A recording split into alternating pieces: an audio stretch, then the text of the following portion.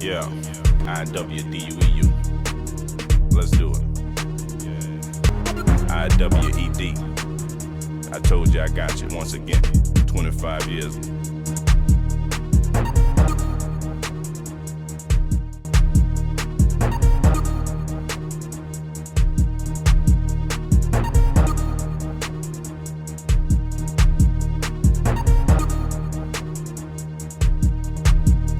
Welcome to Football Game Plan's XFL Gameday here on the Game Plus Network. I'm Emery Hunt, the czar of the playbook, and we have an action-packed show for you guys lined up today as we begin week 2 in the XFL. But before we get into what we have on tap for this afternoon with our XFL Gameday analysts, let's take a look at some of the key storylines and tidbits as we go into our 4-minute offense.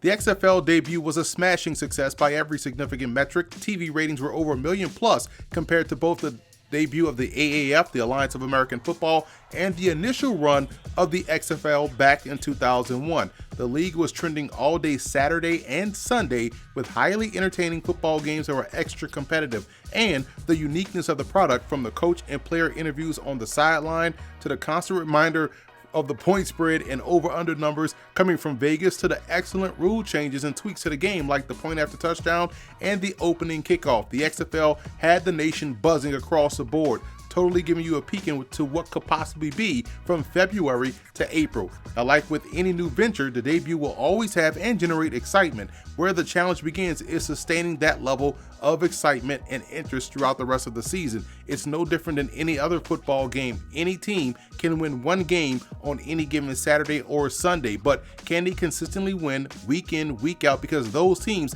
end up playing for championships, and that's what the XFL is hoping to contend for during the winter and early spring months starting this upcoming weekend.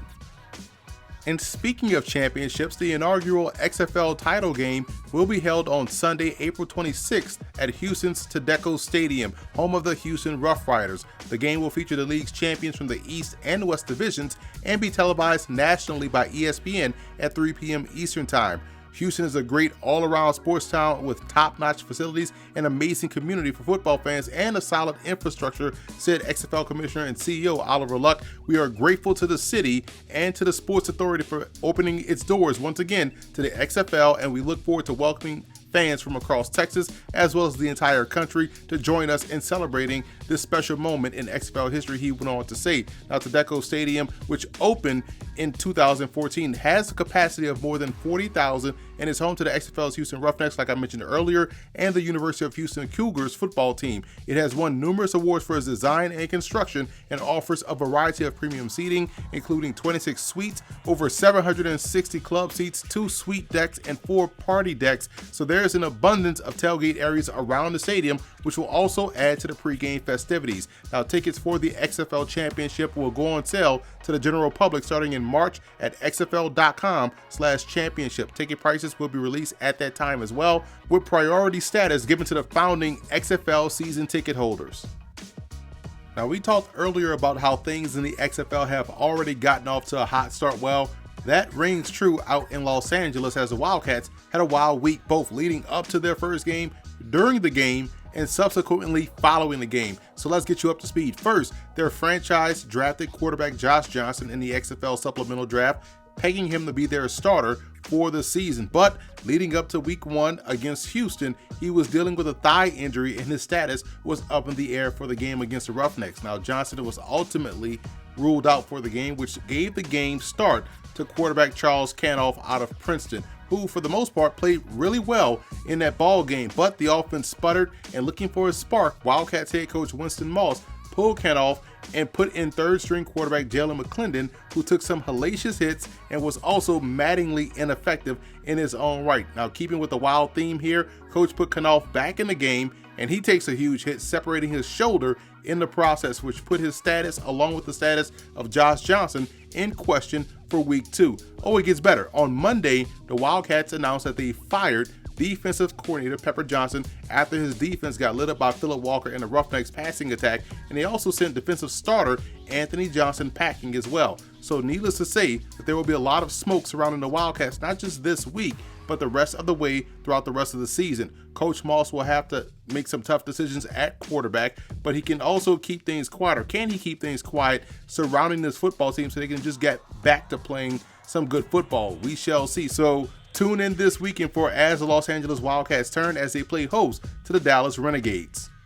And speaking of those Dallas Renegades, head coach Bob Stoops made the announcement that Landry Jones will be back healthy and in the lineup this weekend against the aforementioned Los Angeles Wildcats. Jones will be looking to jumpstart a Renegades offense who many thought would hit the ground running last week, only scored 9 points in a loss to the St. Louis Battlehawks at home. Now, Jones played under Stoops at Oklahoma, where he set numerous passing records. The question then becomes whether or not he's truly ready to go, or is this a way too early sign of desperation by Coach Stoops looking to get his team off the schneid and onto the winning track? For the Renegades' sake, they better hope that the chemistry is there between the passing game and Jones and those wideouts. Otherwise, they could be staring 0-2 in the face. So we'll take a quick commercial break and be back with more XFL Game Day here on the Game Plus Network. Well, the game of football has taught me so many things, man. Now, think about the huddle we have right now, right? I tell people this all the time. There's a reason why they call it a huddle. You know, people have been huddling all their lives, trying to find ways to enhance each other's lives. The great teams do that all the time. The great teams do that. The better the huddle, the better the team. And so it's simple, man, how if you huddle for all the right reasons, we wouldn't have Ferguson. We wouldn't have some of the challenges that we have in our society. But as we all know, there's always a moment when somebody doesn't belong in the huddle. And yet we have to continue to move on. We got to continue to play. So the game of life, man, is always starting with a huddle. And for me, I'm lucky enough to know that, you know, by the graces of God, man, it's been a nice huddle. It's been a nice huddle. And if I just keep making sure that he's in front of me, I'm gonna be all right.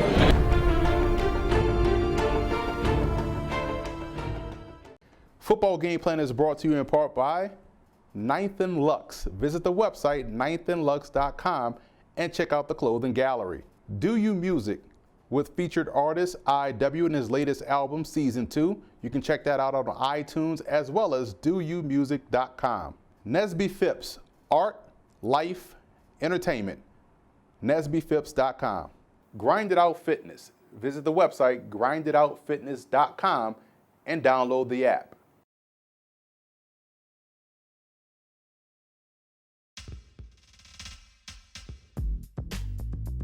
I'm Alex Marinoni for XFL Gameday. The XFL has gotten off to a great start, generating buzz throughout the country. A league made up of mainly NFL backups and notable ex-college football players are giving their professional football careers another chance. There are many questions surrounding the new league, considering the spring leagues before them have failed in the past, most recently the AAF just last year. But one of the main questions surrounding the league coming into the season was the level of play from these athletes. Would the level of play be tolerable? After 1 week in the books, there should be no more questions regarding if the talent level is there. The XFL this weekend shattered on-field expectations and proved to be a quality product with the notable changes aside. Now, with the level of play being this good, it shouldn't be surprising to see some of the better talent around the football league garner an interest in the XFL. This year, we have already seen ex-West Virginia Mountaineer and all Big 12 safety Kenny Robinson forego another year of college eligibility to join the LA Wildcats. Also just recently, longtime CFL standout wide receiver S.J. Green was just claimed off waivers to the Seattle Dragons, a player who has accumulated over 10,000 yards and 60 touchdowns in the CFL.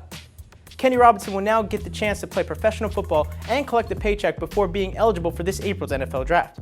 Having accomplished all conference honors in college, Robinson will now have the opportunity to play against better talent on the professional level, thanks to the XFL. As for S.J. Green, he became a free agent this offseason after his third season with the Toronto Argos and decided to join the XFL. Now, before the CFL season picks up again this summer, Green will have the opportunity to collect another paycheck during his normal off-season.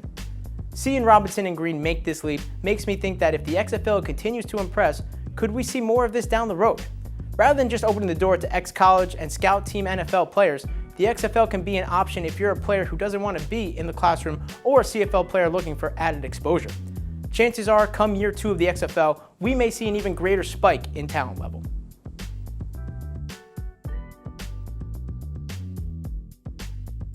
Let's slide in our first game preview here between the New York Guardians and DC Defenders.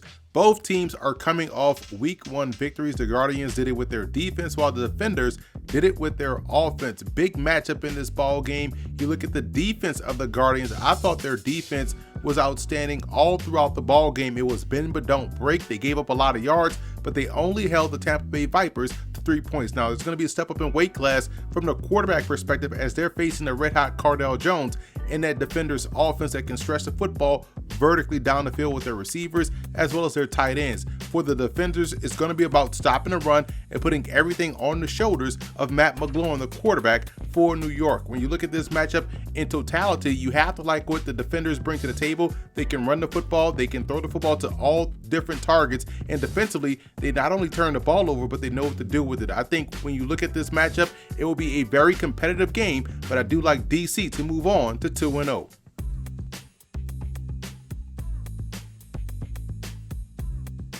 David Hassagen here for XFL Gameday.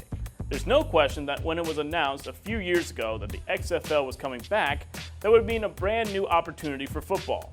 Opportunities for coaches to return to the sidelines, opportunities for fans to experience a new brand of football, and opportunities for players to once again live out their dream of playing the professional game. That one opportunity to step on the field as a pro, and like every play in the backyard, score a touchdown for their hometown team. Well, for Jamar Summers, that reality came true in week 1. Summers had his moment in the spotlight early in the 4th quarter when he picked up a stripped fumble and dove into the end zone during the New York Guardians' week 1 win over Tampa Bay. It had been a long road for Summers to finally get his break in the professional game. But that road started just a few miles from MetLife Stadium in Orange, New Jersey. After being a standout at both Orange High School and UConn, the defensive back went undrafted. After not being able to stick with the Steelers, Dolphins, and Lions, as well as a successful but short-lived stint in the AAF, Summers was taken at first among the defensive backs for the Guardians in October. After finally achieving a childhood dream in front of family and friends, one could excuse Jamar for maybe soaking in the moment, a moment he saw himself doing thousands of times in the streets and the backyards of Orange.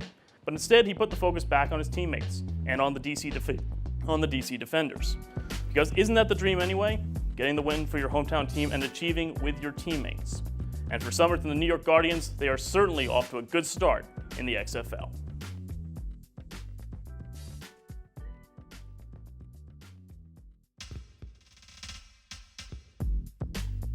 Let's get in another preview here between the Tampa Bay Vipers and the Seattle Dragons. Last weekend, the Vipers had a lot of offense, yards-wise, but couldn't translate that into points as they only scored 3 against the New York Guardians. Now, again, they moved the football up and down the field, but they were ineffective inside the red zone. More in particular, Aaron Murray, quarterback, was ineffective. Now, when they went to Quentin Flowers, the offense moved the football with ease. The run game got going, but they took him out inside the red zone, put Aaron Murray back in, and that's when the turnover started to happen. So the thought process that maybe we'll see more Quentin Flowers this week, but I do know we'll probably end up seeing BJ Daniels for the Seattle Dragons as Brandon Silvers had an injury that may or may not have him ready to play this upcoming game. So when you look at that offense for Seattle, they ran the football well. I thought with Kenneth Farrow, can their defense step up and eliminate the big play deep down the field? So I look for a low scoring game here between two defenses that really came ready to play. I like the offensive line in Tampa Bay, but I do like the quarterback situation a little bit more in Seattle. I look for the Dragons to get the win at home. So we'll take a quick commercial break and be back with more XFL Game Day here on the Game Plus Network. Football Game Plan is brought to you in part by Financial Coaching LLC, Investment, Retirement, Security. Stewardship Credit, financial growth is in your hands. Stewardshipcredit.com. Adrienne Marie Photo, photographer, writer, management. AdrienneMariePhotography.com. Lock Multimedia. I love football. I cannot get enough of football. I watch it on every level. The emotional release. You know, whether it's an exciting play that gets you all jacked up and juiced, or whether it's the fact that you're able to pour everything you have. Whatever frustration you had that week, you can put into that first kickoff coverage, that first block that you have, whatever it might be. And I couldn't think of anything better to do to fill that void that you have as a football player than to get into coaching. You get a chance to release a lot of emotion that you otherwise have no place to release. There's nothing else like that. Again, the relationships you build and the people you're around and watching the guys compete, not just on the football field, but in life after they get done playing. It's just an amazing game.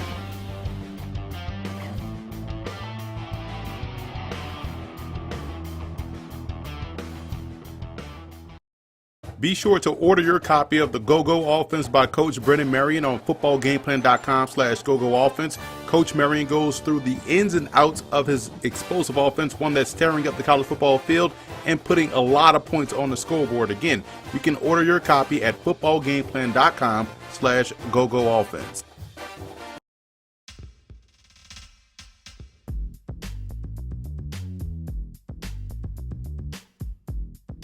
Hey, it's Scott Schertzen for Football Game Plan. So, imagine for a second that you were a St. Louis football fan.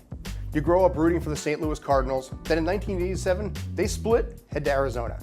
A few years later, you get yourself the St. Louis Rams. Kurt Warner leads the team to the Super Bowl in 1999, and you're happy as you could be. Then, 2015, they split for LA. Once again, in your lifetime, you have now lost 2 NFL teams.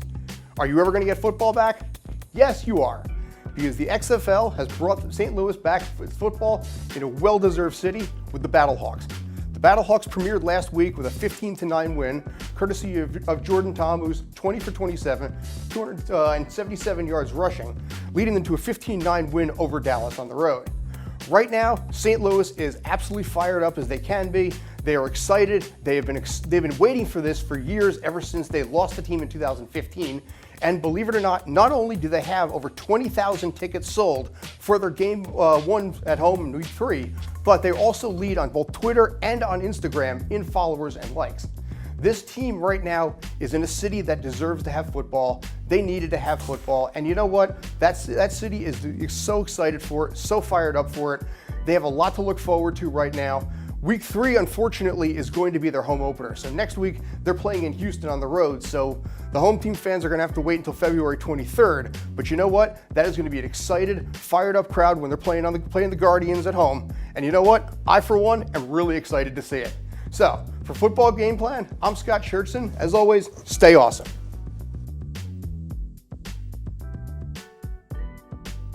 Let's stick with the St. Louis Battlehawks as they travel down to Houston to take on the Roughnecks. Should be a great game between great defense in St. Louis, great offense in Houston, and we'll find out which of the two strengths can come out on top. When you look at that Battlehawks defense, they do a great job at all 3 levels. They can get pressure on the quarterback, they can stop the run, and they can take the ball away and cover really well on the back end. For Houston, they run an up-tempo, fast-paced offense that spreads the field and gets a ton of playmakers involved, plus they have the difference maker at quarterback and Phillip Walker that can work touchdown or check down in the passing game while also being able to escape pressure with his legs. So it'll come down to whether or not the Battlehawks can keep him contained in the pocket, force him to play a one-dimensional game. That's going to be a tall task to ask against an offense like Houston that's not only coming out gangbusters, but they're playing with a lot of confidence. They trust in what the scheme is with June Jones. Look for the Roughnecks to take care of business, push their record to 2-0 on the season in front of their raucous home crowd down there in Houston.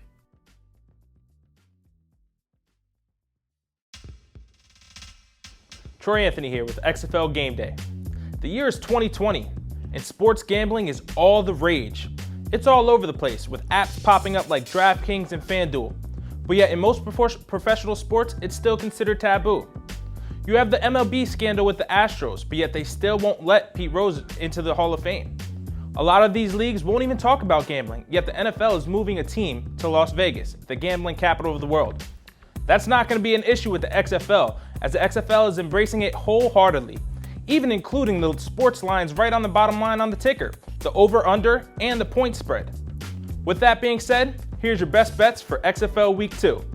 The first matchup, we have the Tampa Bay Vipers heading across country to take on the Seattle Dragons. The Vipers struggled mightily in the first half of this past week against the Guardians, but once Flowers came in at quarterback, he led an ignition, spiking their rushing game. I like the Vipers to cover the spread at -2 in Seattle. Up next, and what I think is going to be the XFL Game of the Week, we have the New York Guardians heading to take on the DC Defenders. The Defenders balled out this past week, scoring on both sides of the ball and special teams. The Guardians, on the other hand, their defense was pretty electric as well, causing 3 turnovers, even taking 1 to the house. I think this game is going to be a good one, but I'm taking the Guardians to cover the spread here at -5. For XFL Game Day, I'm Troy Anthony. And which should be the most intriguing game of the weekend, our last contest between Dallas and Los Angeles. A lot of storylines in this ball game, both surrounding the quarterback position. Which Landry Jones will we see? Will we see the Oklahoma version of Landry Jones, or will we see the ineffective NFL quarterback version of Landry Jones, who's coming off of an injury?